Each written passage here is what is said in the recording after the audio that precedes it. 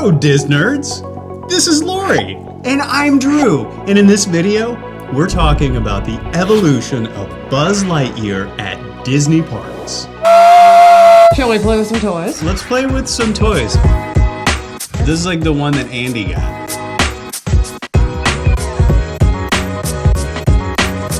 All right, there. Yep. I know. Oh my! Ah! Ooh, impressive wingspan. Spare me your lies, Temptress. Your Emperor is defeated, and I'm immune to your bewitching good looks. You are a toy! Buzz Lightyear is one of the most iconic Disney Pixar characters, and did you know he's been with us for more than 25 years now? But do we really know Buzz Lightyear? Well, we're about to find out because this year, Lightyear is going to be coming out, and that's going to give us some backstory. But if what we've been told so far is to be believed, it's not going to be like the backstory of the toy, it's going to be the backstory of the guy who inspired the toy. What does this mean for Buzz Lightyear in the theme parks? As with every good piece of speculation, let's let history be our guide on this one. And let's get a sense of what to expect as this character moves into his next phase. Okay, so let's talk a little bit about the history of Buzz Lightyear, because as characters evolve in Disney movies, they also evolve in the theme parks. We met Buzz back in 1995 in the original Toy Story movie. Now, since then, he has been in 4 Toy Story movies, not to mention countless shorts, and there was even like a TV series in there that Disney doesn't seem to want to talk about. It's not on Disney Plus. You really have to go looking for it. In Toy Story 1, we meet Buzz as a clueless Space Ranger toy who has no idea he's a toy. And then, of course, in Toy Story 2, Buzz kind of evolves into a bit more of a hero figure, less of a, like, cartoony toy hero figure and more of a real one, because he kind of leads the charge to save Woody from Al's toy barn, and along the way, he discovers who his real father is. No, Buzz. I am your father. No! It's a Buzz Lightyear hairdryer. In Toy Story 3, we see how important Buzz's individual personality is when he gets reset. We also see Buzz habla español, and we also learn of the depths of his feelings for Jessie. Oh no, oh yes. And in Toy Story 4, we see Buzz become the leader we've always known he can be. As Woody prepares to leave the gang and move on to his next phase of toy life, we see Buzz struggle with his decision making and figure out how best he can lead the entire clan into the future. The future! Throughout the movies and shorts, the look of Buzz has changed a little bit to reflect advances in animation and computing, but mostly it's stayed pretty much the same. So with that in mind, let's take a look at how Buzz has evolved inside the Disney parks over these last 27-ish years. But before that, I just wanted to say thank you. Be sure to stick around to the end of the video because we're going to take a look at some hilariously bad bootleg Buzz Lightyear toys. And if you are enjoying this video, strike that like!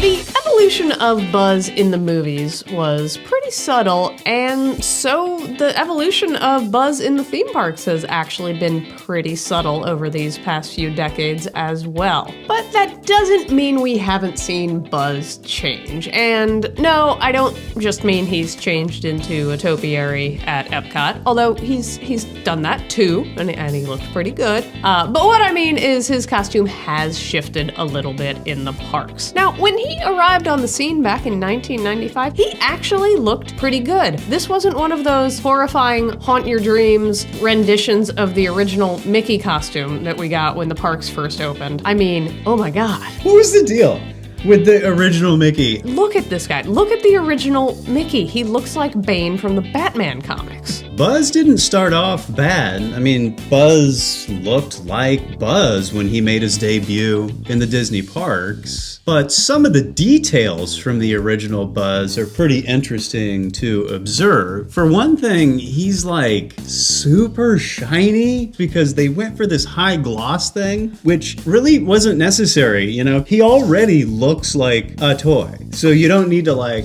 buff it so that it glints in the sunlight. You know? Right. We know he's not a real space ranger. We know Mickey's not a real mouse. You don't have to like buff him to a high shine. I'm sorry. Buzz's suit has huge knobby joints on it, and I think the intention was to make it look more like a posable action figure, but it kind of had the opposite effect. It just sort of reminded you that there was an actor inside, and human proportions weren't really fitting the proportions they had for the costume. Yeah, you can kind of see his little skin-tight suit underneath the actual costume. Yeah, and his facial expressions, not exactly right. I mean, I feel like it's Buzz from the first part of Toy Story 1, but then they didn't watch the second half of it or something like that. I mean, this is what we're talking about when we say the costume did kind of evolve along with Buzz's personality. It starts with that early, like, arrogance. Look at that eyebrow. He looks like Jack Nicholson. And I guess they were going to, like, convey confidence, but, you know, do I trust this Buzz? No, I don't really trust this Buzz. That said, I did get to meet this version of Buzz back in 2005. I did not have children at this time, so my creepy detector just really wasn't turned on for this guy. But yeah, he's a little creepy. But that's all behind us now, because in 2021, Buzz got his first ever in parks update. They kind of nailed it. I mean, they fixed like all of the things that we were just talking about. They softened his features, not just his facial features, but the actual like gloss of the surface of the costume. They also fixed the proportions. And so he really truly looks more like a toy and less like a guy wearing a Buzz Lightyear costume. And it seems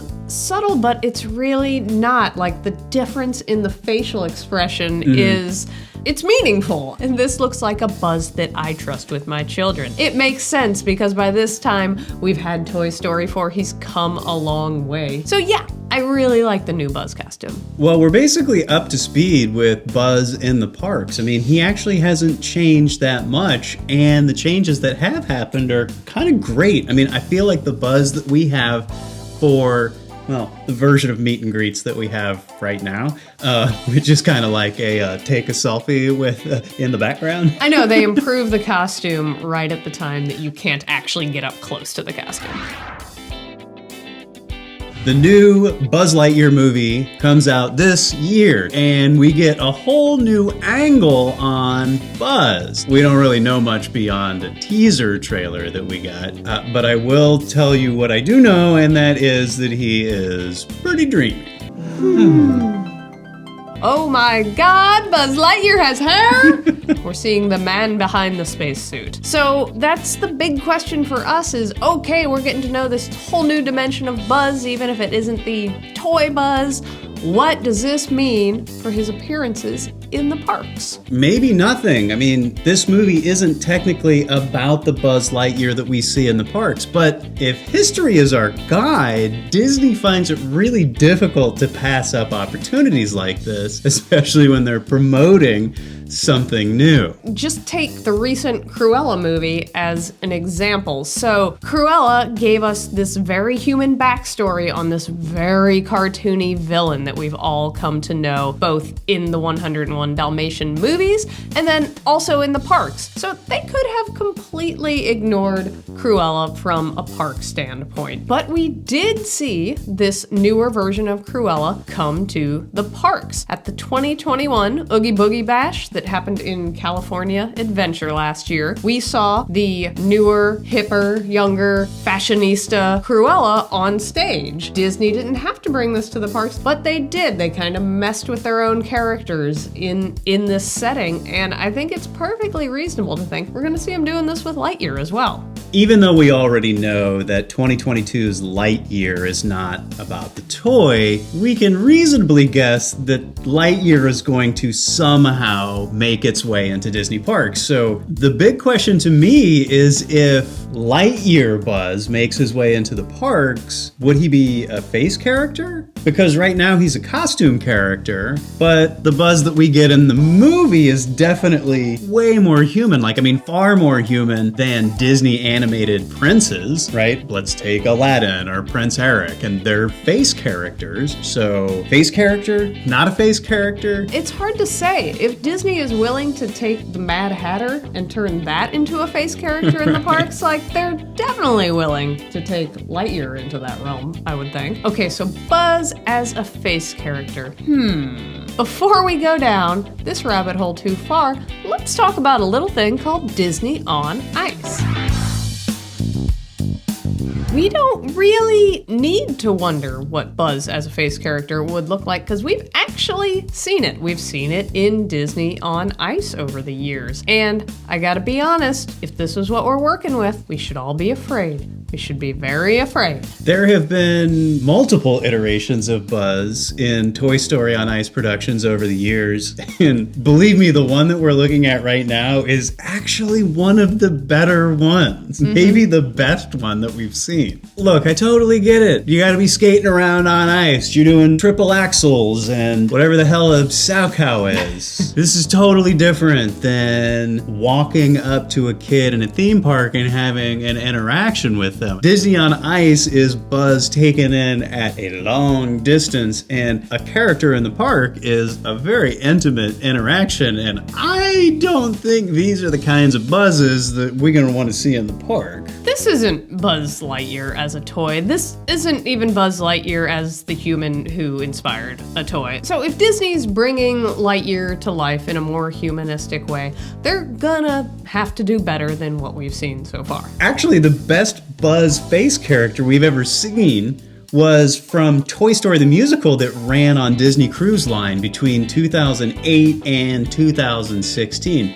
Totally great rendition of Buzz as a face character. In fact, this version of Toy Story the Musical was supposed to come to the Hyperion Theater at Disney's California Adventure in Anaheim in 2011. Never happened because they ended up extending the Aladdin musical indefinitely, so Buzz never made landfall. Arr, ye are a sad, strange little man. Ye have me pity.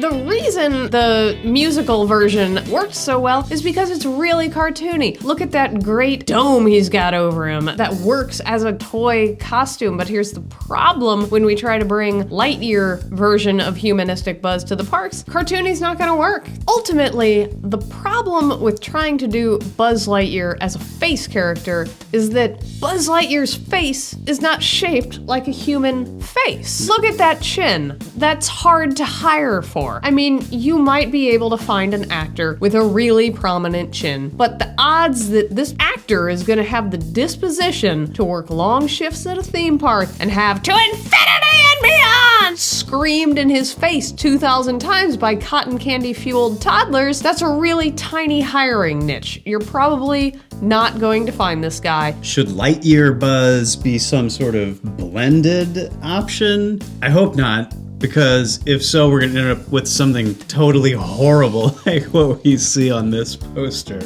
Look at this. Yeah. Look at it. Lori, look at it. No, I don't want to look at it. This upsets me. You know people actually have to approve these images. Yeah, this seems good. This isn't nightmare fuel at all. No, approve. And you might think to yourself, Disney wouldn't do that. But I would like to remind you that they do it with the Jack Skellington character that shows up in the parks around Halloween time. He's got this weird half head mold I do not like. I just don't know why this choice would ever be made, why you wouldn't just go full on costume character on this one. I want to believe that maybe next year, maybe a few years down the line, Disney's gonna give us something better and that we'll all be comfortable to look back on this Jack Skellington and be like, no, that wasn't okay. But in case it's not totally clear, neither one of us think this is the direction to go with Buzz. Meet and greets are not the only place, though, that we see Buzz in the park. So what might a Lightyear-style Buzz trickle-down effect look like? Of course, there are all the Buzz Lightyear-inspired rides that we see at almost every Disney park. Will Disney feel compelled to meddle with these rides once Lightyear is released? They certainly do not have to. The rides that feature Buzz Lightyear heavily, Astro Blasters, for example, they exist very much in the toy-inspired world. There's really no need to take the human inspiration for Buzz and inject him into these rides. But it's also worth noting that a lot of these rides are also a couple of decades old at this point, and Disney finds it very hard to not give rides a little refresh when a movie comes out. It's a really easy way for Disney to boost the popularity of what's otherwise not a flagship ride for them. So the big question is, will Disney be able to resist playing with these rides? I guess the most obvious example of this is Pirates of the Caribbean. They ended up applying an entirely new modified storyline to the whole Pirates of the Caribbean ride. In my opinion, didn't really make the ride worse, but there are some people who really feel like it did. We also saw in 2021 when the Jungle Cruise movie came out, they took that as an opportunity to revamp a ride that hadn't been touched in a long time. And they went in and they removed some racially insensitive stereotypes and characters from the ride. It's much less heavy-handed than we saw in Pirates of the Caribbean. You see some costumes from the characters that are in the movie, and you see some of the maps that are featured in the movie. It was way more subtle, but it just goes to show us that when a movie comes out, Disney is focused on the ride aspect and what they can do to give it a refresh. Have you ridden the Jungle Cruise since the Jungle Cruise movie came out? Do you like the changes that they made? I'm curious. Will you leave a comment and let us know?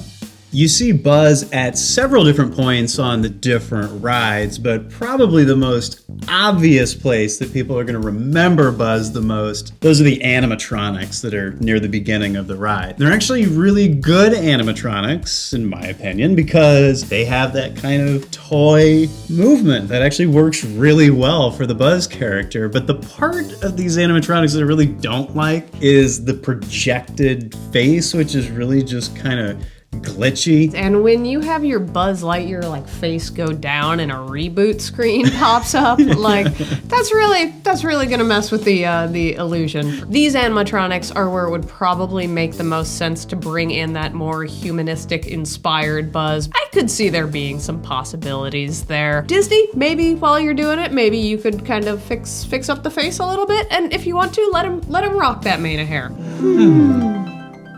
Let's talk toys. There's a whole host of bootleg Buzz Lightyear toys out on the market.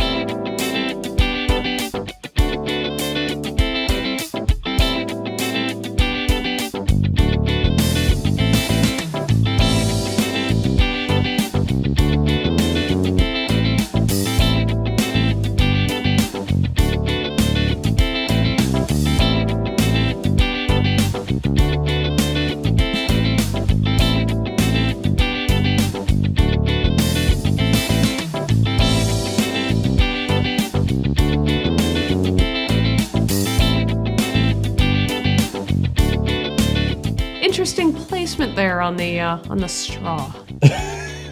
That's got to be the biggest, like, you know what, this is not my job. I know that this isn't a formal, like, Disney-approved toy, but it's in the world. I like these ones where they're just like, whatever color you want. Yeah, what do we got? What do we got left over? Just pour it in the mold. It'll be fine. The kids will love it. This is kind of a dangerous time for Buzz Lightyear inside the Disney parks. When you take Toy Story characters and translate them into the human world and then try to translate that into the human world of a theme park, the opportunity to just plummet into the uncanny valley is far, far too big for my own personal comfort. So what do you think? I mean, do you think that Disney should even attempt this? Should they even bother? Should they just walk away from Lightyear, leave Buzz just as he is, and pretend that this never existed as far as Disney costumes are concerned? Let us know in the comments below. I'm curious what you're thinking. We had a ton of fun making this video, and it's really our goal to build a community of Disney nerds just like ourselves to hang out with through these videos. So if you like what we're doing, the best way you can support us is to click that subscribe button below and join us on our future journeys. We're hoping to get to 500 subscribers. We're so close. Help us out there. Indeed. And until next time, Lori, thumb, sub, bell, Lori, Drew, farewell. I'm gonna have to take these ears off. Yeah. Sorry, Slink.